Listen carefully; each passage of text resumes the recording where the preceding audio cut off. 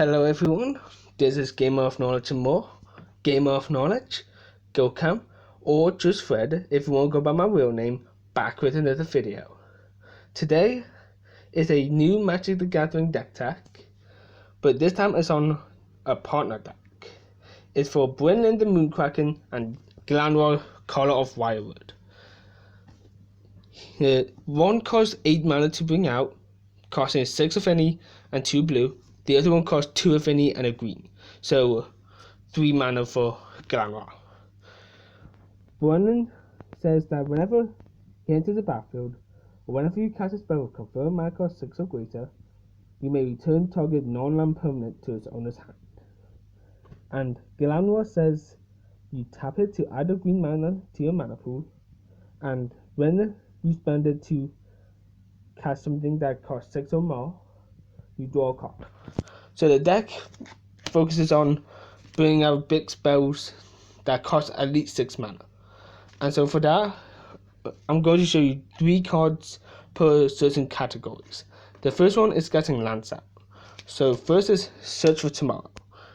What that does is for 2 of any and a green, you search your library for a basic land card, put it onto the battlefield, then shuffle your library. But it also has Suspend 2 for green. So rather than casting it from your hand, you may pay a green mana and exiling it with 2 town counters.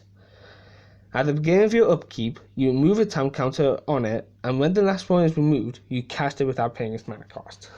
So you can either cast it for 1 mana but wait 2 turns to use it, or use it for its normal cost. Next is Grow from the Ashes. It's the same thing, except it has a kicker cost, so you may pay an additional 2 to cast it as you're casting it, and when it's kicked, you get 2 of them instead. Last is Reshape the Earth. It costs 9 mana in total, and when you cast it, you get up to 10 land cards and put them onto the battlefield tapped. So not only do you get 10 lands, but you get to get some triggers from your commanders. Next is cards that help me get more mana, even though they don't get me lands. First is Nissa Who Shakes the World. She has 2 loyalty abilities, but she's mainly in here because she says whenever you tap a forest for mana, add an additional green to your mana pool. So she doubles up your forests, and she costs 3 of any and 2 green. Next is Tentacle Resurgent. It's the same thing, but for any land that I control. It also has whenever you cast a creature spell, draw a card. And it costs 5 of any and 2 green, so 7 in total. So another card to trigger. Last is Arbor Wealth. It's a simple mana dork because it costs 1, it's a 1/1, and it taps itself to untap a forest. Next, it is some other cards that I have that trigger whenever I cast something, but one of them is whenever my opponent does something. First is Thunderous Snapper. For 4 of either green or blue mana, it says whenever you cast a spell with confirmed mana cost 5 or greater, draw a card. So it's like the commander, except instead of tapping for mana, it just lets you draw the card. Next is Lavecrafter's Bestiary. For 3 mana, it says at the beginning of your upkeep, scry 1.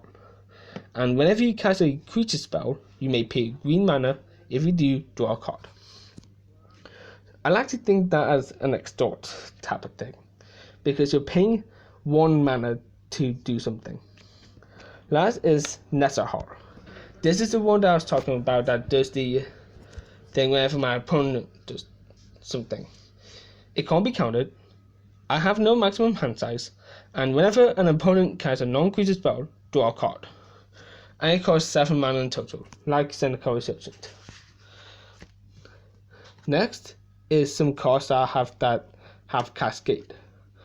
So the first one is actually the Gamer Approval card, which is the one card out of the 99 that's, or 98 in this case, that is the best one, which is Emoti, Celebrant of Bounty. It has Cascade, so you exile cards from the top of your library when you cast it until you exile something that costs less. And you may cast it without paying its mana cost, and the rest of the cards are put on the bottom in a random order. It also says spells you cast have Cascade if they cost 6 or more. Next is Apex Devastator.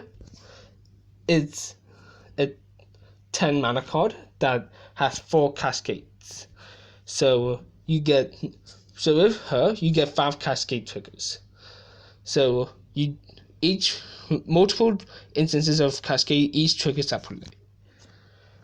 Last is Sakishima's Protege. It's in here because it has Cascade and it costs 6 mana, and you may have it enter the battlefield as a copy of any permanent that enters the battlefield this turn. Next is cards that help me get Brinelin through because it is kind of a Voltron type of deck, but mainly focuses on cards that cost 6 or more. So first is Fast Shrieker. So it's a simple artifact equipment. It gives the equipped creature double strike. Next is Archetype of Imagination. It gives your creatures flying, and it makes your opponent's creatures lose flying. Next is Serpent of Yawning Depths. It gives Krakens, Leviathans, Octopuses, and Serpents you control unblockable except by those types. So unless your opponent is playing Sea Monster Tribal, Brinelin will be unblockable. And these two cost 6 or more, so I'd be able to get triggers from them.